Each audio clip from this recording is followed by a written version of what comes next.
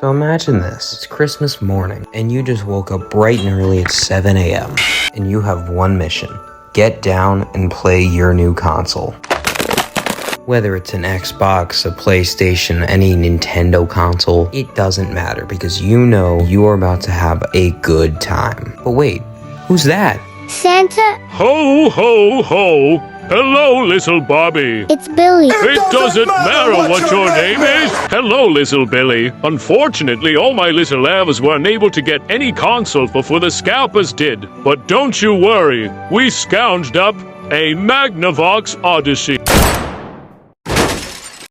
I'm switching to Three Kings Day. Every console generation is remembered fondly. The second, the third, the fourth, the fifth, the sixth, the seventh, the eighth, the ninth. But the first is rarely talked about, and for good reason. Is there stuff that is known here? Yes. Is that stuff good? No. And don't get me wrong, there was big brands here. The Magnavox Odyssey, like I name dropped, the Coleco, Nintendo, even their first console. Hell, Mattel even threw their hat in the ring. But when people make comparisons like, oh, this is like a calculator, make them look at this. So where better than to start than with the first? Magnavox presents Odyssey, the electronic game of the future.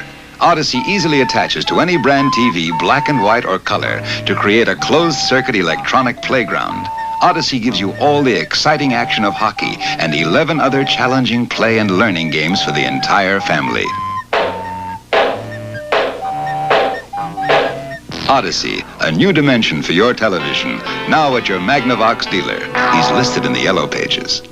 Developed by a team under Ralph Baer, the Magnavox Odyssey released in September of 1972, later releasing in the EU in 1973. If you need reference for how long ago this was Nixon's first term. He was only halfway through. Also, small side note here about Nixon. You know how anytime there's some kind of scandal, it has the word gate at the end of it? That's because of Richard Nixon. He had a whole thing called Watergate. Without getting into it, he basically eavesdropped on the opposite political party's little meetup thingy. I don't know what the hell to call it, but it's interesting, okay? It originally retailed for $99. That's $700 today. Jesus. Money!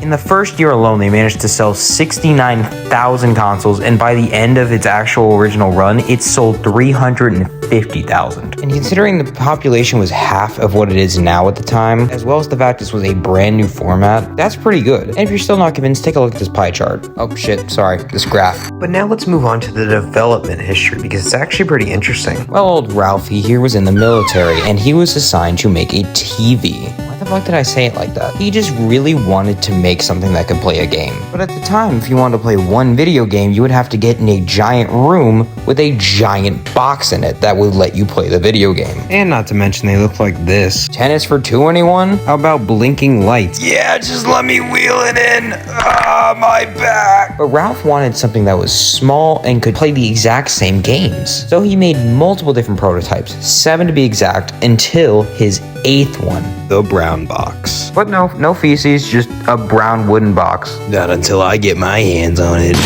Oh no, bro!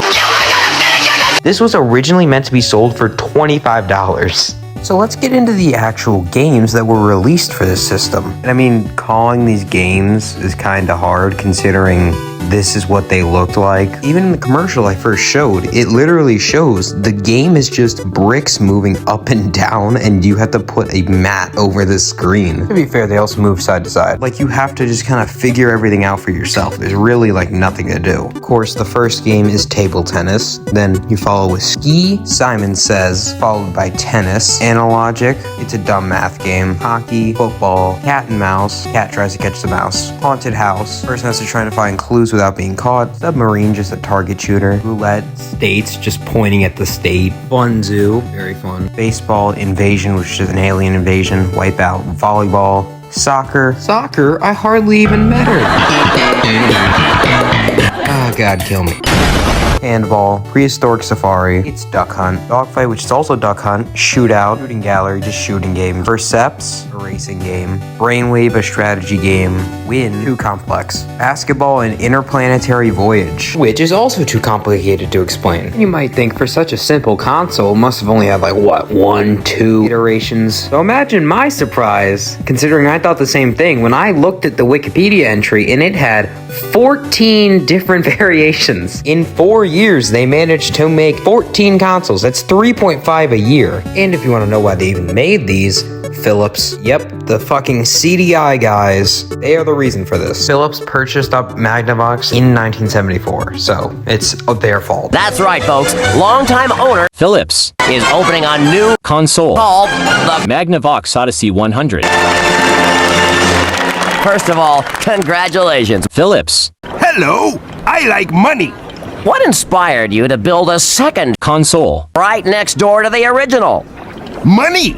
So like it says in the joke, the Magnavox Odyssey 100 was the first, even though it was the second console. The 100 was priced at $99.95, which then went down to $80, and by Christmas it was down to $40. If you want to know how it got so cheap, it's because they literally used Texas Instrument chips, like the calculator company. So this whole calculator joke kind of circled back. Price of manufacturing went from 37 to 47, so they just kind of started using shittier parts. And this thing was beefy. It needed 6 C batteries or a 9-volt AC adapter. 200 was essentially a deluxe version released in 1975. This one was priced at $130.95. And instead of the 2 games that the original came with, being still tennis and hockey, this one came with Smash, also known as Squash. But man, let me tell you, this thing is deluxe. 4 on-screen paddles, and it had a counter, so it went 1 dot to the right every time you scored a point. Revolutionary. Wow. 300 was released in October of 1976, only retailing for $70. This one was literally only released to compete with the Telstar, which is Coleco's console. Don't worry, we will get into that. God, this video is going long. How is this? Oh my god, I'm at 655 already?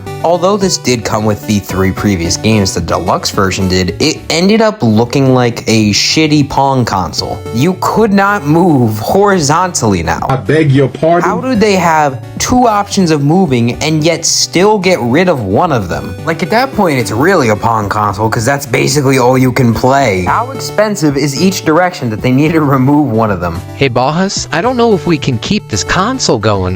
We're gonna run out of money. Remove left to right, damn it. But sir, I said remove it. The 400 was an upgraded 200 for $100. A lot of hundreds in here, holy shit. This one's big attraction besides the big dip in the price was the auto serve and again on-screen scoring. And then they made the 500, which is literally a deluxe version of the 400. This time there was actual innovation. In addition to all the other games, they now had soccer. This also was the first console ever to feature color. All the previous innovations from the 400 were taken over, so the scoring and the auto serve. And again, it is powered with 6 C-cell batteries and or an AC adapter. The 4305, great number choice there, was a literal TV with a Magnavox built inside of it. A 19-inch colored TV, and it retailed for $500. And according to Wikipedia, it was built in with either a 300 or a 500. I don't know what that means. Maybe there were different versions? I have no idea. But the 300 didn't have colors, so like, what was the point of having the 300 one? The 2000 was released in 1977. It was an updated version of the 300. What?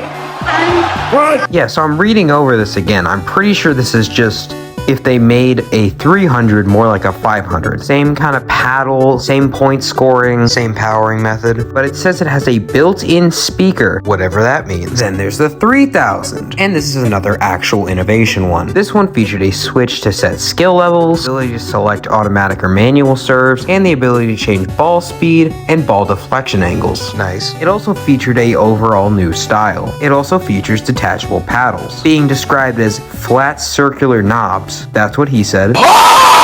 was! The 4000 was the last Magnavox Odyssey, however, that wasn't the last Odyssey. You'll see what I mean in a minute. This one featured 6 games, including tennis, hockey, soccer, basketball, smash, and grid ball. The skill switches and the serve and ball speed, whatevers, they all remain, as well as keeping the color graphics. The 5000 was never released, it was just a prototype, but this time it included the following games: tennis, hockey, volleyball, basketball, knockout, tank, and helicopter. So it lost 2 games, but you gained a couple. And again, according to the Wikipedia page, quote, which with variations could be expanded to 24 different gaming experiences, whatever that means. It allowed for up to 4 players this time, but it did help to kind of build on what the Magnavox Odyssey 2 would be. But obviously the 2 is part of the second generation, so I'm not really going to be covering that today. But now we get into the Philips Odyssey line. 200 was literally just a European version that was released the same year. Same with the Philips Odyssey 2000, just a European version. 2001 is the 4000. The 2100 was the same as the other one, but this time it had Wipeout with 7 variants, Flipper with 7 variants, Tennis with 2 variants, Handball with 2 variants, Ice Hockey with 2 variants, and Football with 3 variants. And that was it except for the Philips VideoPack Plus G7400.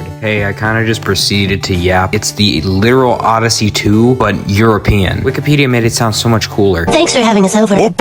Okay, we are done with the Odyssey, thank God. Let's move on to what was arguably their biggest competitor, Coleco. Coleco had their console, the Telstar, which I cannot tell if that is a dope-ass name or a lame-ass name, but I'm just glad we're done with series.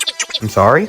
God, no, please. Please. Well, it turns out it's a series too. God damn it. And it's got 14 consoles too? Great. It at least has an interesting history, so I can, work off that. So in order to actually release their system, Coleco would have to license the chips they were using from Magnavox. But that's a lose-lose situation. Coleco doesn't want to pay their literal enemy, and Magnavox doesn't want to help support their own enemy. So they kind of just did their own thing, and they went with General Instrument chips. The original Telstar was released in 1976 to directly compete with the Magnavox in their Odyssey series, considering Philips had just bought them and was cranking these things out. Telstar Classic was later released, and it's literally the exact same console with wood. Telstar Ranger was released in 1977, and this one actually featured a gun. This one included 4 games: tennis, hockey, handball, and highlight, which to me looks like wall ball, but this is the definition of it. I tried looking it up, I really don't get it. This is where Coleco more directly rips off Magnavox, because in their deluxe set, it again features tennis, handball, hockey, now includes some games that were on the Odyssey, Dogfight and Cat and Mouse. It also features another game, Skeet Shoot. It's Duck Hunt. The interesting thing about the deluxe is that it was mainly sold in Canada, and their whole requirement of French and English caused them to need to make an entire different console for that market. And then they just slapped Video World of Sports on it for the US. Well, I'm off to destroy Canada. They've had it too good for too long. Alpha is actually really interesting. Wait, Alpha? Remember that game I was talking about, Highlight? Turns out, on the website Pong Story, it's what I'm using for my info, it says Highlight is squash. And if you remember, squash is smash. So, 3 different names for one game. The Alpha was also sold in Europe as the Telstar Alpha Europe. Really creative there. And yeah, that's all I'm going to mention about it. The Telstar Colormatic basically does what it says in the name. It has color. It was the first Coleco with color, which can actually be attributed to the Texas Instrument chips. Here comes the money. Here we go. Money talk. Sportsman/marksman. If you haven't gotten it by now, tennis, hockey, and handball are Coleco's main games. This one included an extra game called Rifle with a big ass gun.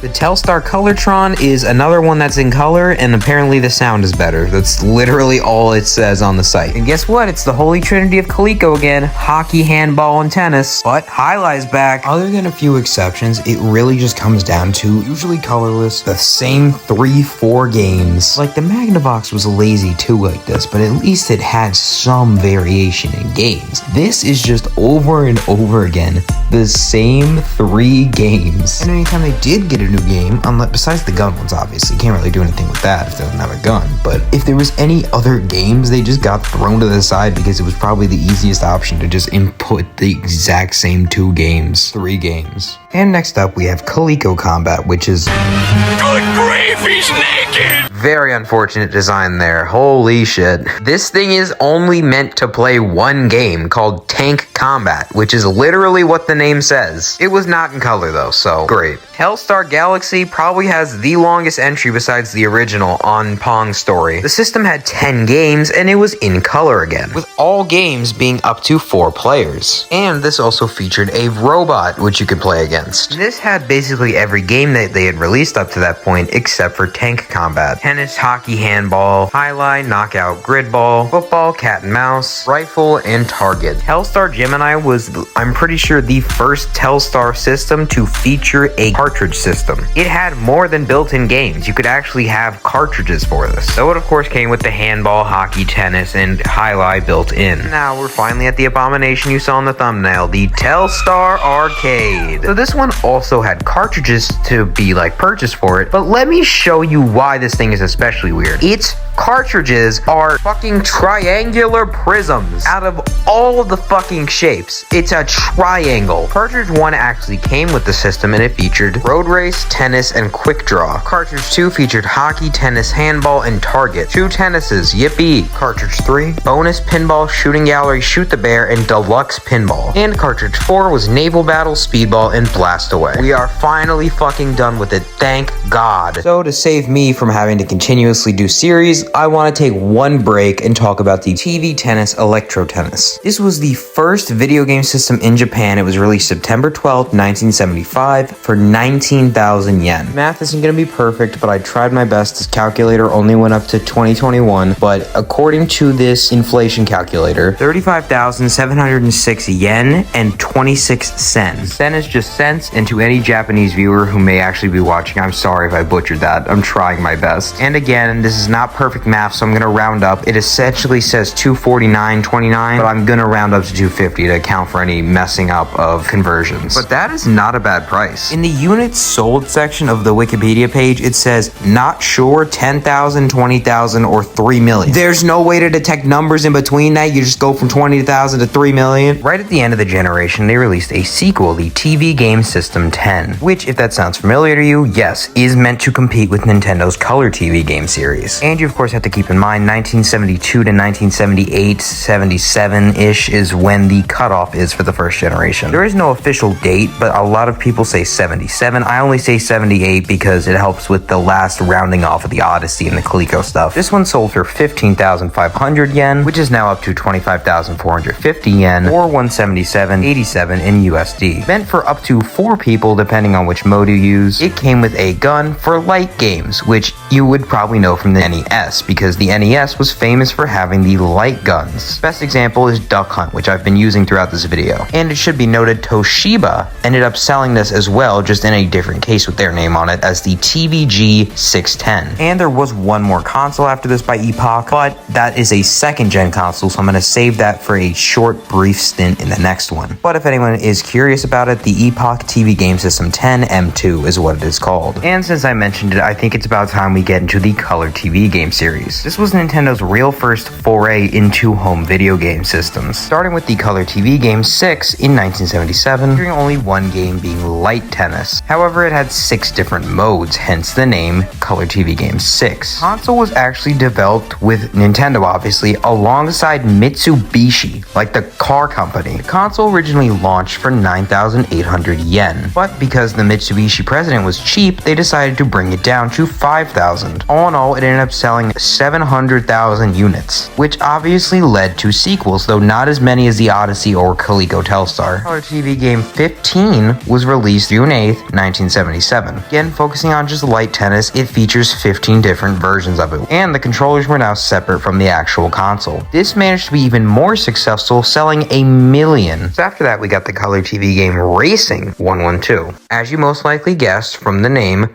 it's just a racing game. And as a fun fact, Shigeru Miyamoto, the man behind Mario, worked on this. He was put in charge of the casing and the actual joystick. Console was originally meant to launch at 18,000 yen, which eventually got reduced to 12 before launch, and then at the end of it again went to 5,000. The Color TV Block Kazushi was the first Nintendo-only console, as they had distanced themselves from Mitsubishi at this point. With the main game, Block Kazushi, as is in the title, was developed developed by Shigeru Miyamoto, which is just a knockoff of Breakout, but still, went on to sell 400,000 units. And technically I am cheating by including this and the last console for Nintendo, but I count them as being first generation. The computer TV game was released in 1980, being a remake of Nintendo's arcade game Computer Othello, again having its casing and other stuff designed by Miyamoto. And that's where the color TV series ended. Now we only have 2 series to go. Let's go. You have no idea how long I've been working on this video. The entirety of this generation is built off Pong, which is Atari's breakout hit game. So in collaboration with Sears in 1975, Atari actually made their own Pong for home console. They really had to get ripped off for 3 years before they did anything about it. The system was first under development with a code name being Darlene, because there's an employee named Darlene. Real creative, guys. But in April of 1974, Atari got sued by Magnavox, claiming that they owned the right to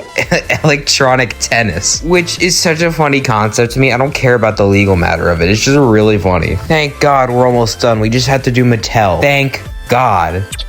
I'm sorry? Well, bend me over, spank my ass, and call me Susan, because there is 59 fucking games. Let me try and filter these, please. The only way I can get through this shit is if I just define them as before 1980, because they count remakes from 2001, so I'm not counting those. So we're gonna have to work with however many I tally up. I don't even know. I don't care. This video's fucking 21 minutes long before I finish editing all the fucking voice clips together. Kill me. Armor Battle, Auto Race, Backgammon, Baseball, Basketball 1 and 2, Battlestar Galactica, Bee Gees Rhythm Machine. Some of these aren't old consoles, but they're electronic shit, so I'll just count them. Bowling, Brain Baffler. Gravity is just Catastrophe renamed, so I'm counting them together. Computer Gin. Didn't know my computer was an alcoholic. J.R. Ewing. Football, Football 2. Thank God Mattel made the sequel to all these sports. I don't know what we do without them. They also had a line called Funtronics, which included the following 4 games: Jax, Red Light, Green Light, Tag, and Hot Wheels Drag Race. And I forgot to mention this. Thank God for a handheldmuseum.com. I appreciate you guys so much. That reminds me, I should have said it earlier, but all my sources are in the description. Hockey, Horoscope Computer, Horse Race Analyzer, Ian, which stands for Invisible Alien Neutralizer. So you just pointed at nothing. Long Bomb, Look Alive, Football, Basketball, and Baseball again. Also, I just cleared 500 voice clips. I'm actually dying inside. Missile Attack, Mind Boggler, Ski Slalom. This one's kind of cheating, but Talking Monday Night Football. Literally a board game, but whatever. Soccer, Soccer 2, Sub Chase, Ticker Tape Fever, World Championship Baseball, World Championship Football. And oh my God, I've actually gotten through the first generation. It only took me, before editing, 23 minutes. Great. Thank God. I have 2 gigabytes free on my phone at most. I have to get this 9 gigabyte file finished by tonight, which is probably gonna make it like 11 gigabytes, and then I have to do it on my computer. It's gonna be a nightmare, so you better fucking like this. I swear to God. I proceeded to yap for the next half a minute, basically just saying, oh, if I got this out by Wednesday, you should really applaud me, because, you know, I'm a shameless sellout. And when I say Wednesday, I don't mean the day I'm releasing this Wednesday, I mean last Wednesday. So, yeah, that didn't happen. But yeah, genuinely, if you did like the video, I'd appreciate whatever support. If you want to share it, which I would not recommend, no one's gonna like this. If you want to like it, you want to subscribe, whatever. I do plan on making this a series. Every 2 weeks I plan on releasing one. Maybe some random videos sparsed in between. Definitely not 23 minutes. But yeah, you can follow me on every social media platform, really. Just not Twitter. Fuck Twitter. But yeah, that's it. Thank you so much for watching, and I'll see you guys later. Now I'm eating a bagel.